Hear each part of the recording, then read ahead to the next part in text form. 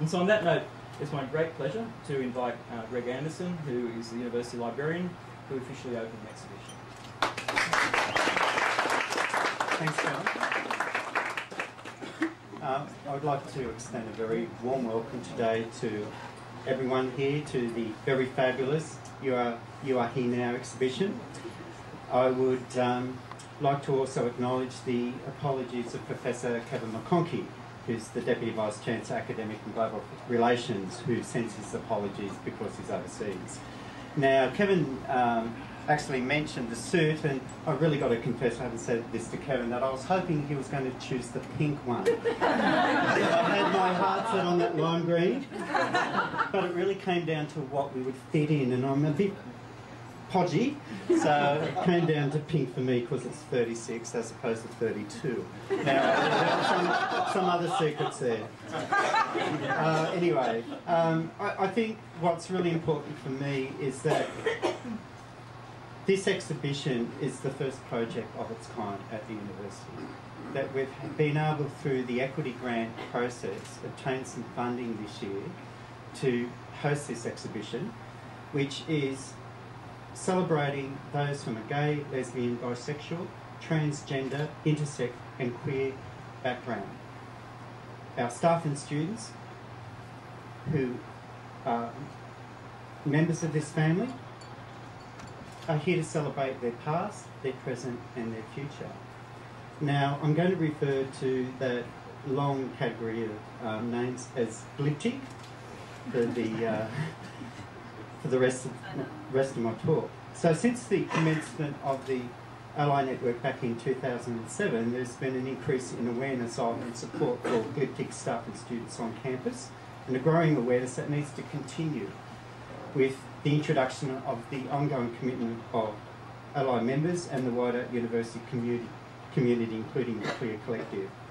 As active members of the Ally Network, the project coordinators Greg Heathcote and Marguerite Johnson are aware of the need to maintain and increase awareness and support levels, not only by promoting ally issues within the university, but by extending this to the wider university community.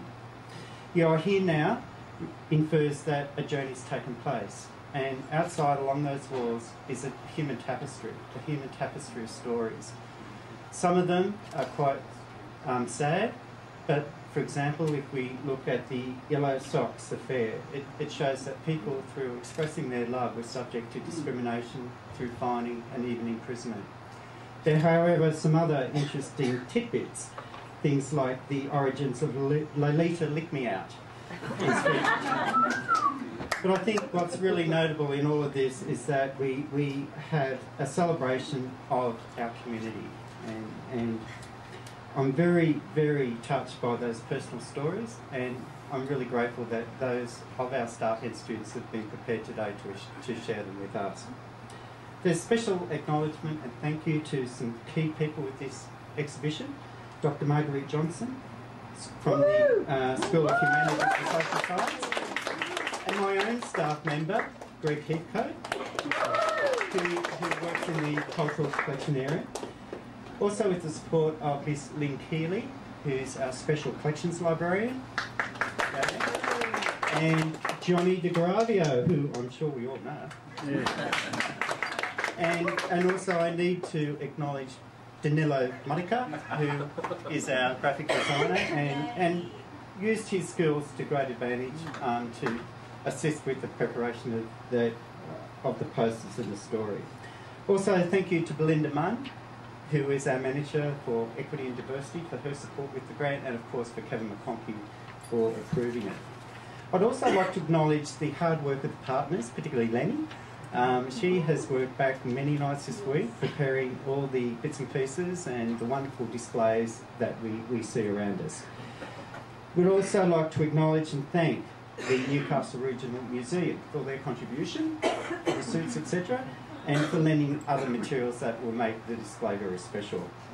So congratulations to everyone involved. You've done an outstanding job. It's a lot of hard work, but there's been a lot of laughter. I took a guest from another library down here a few weeks ago, and it was really interesting how peals of laughter were streaking out of this area as people were preparing things. It's something that we don't normally get in the Red Books Award.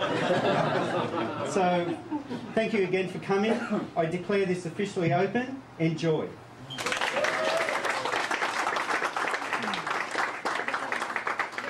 Thanks very much, Greg.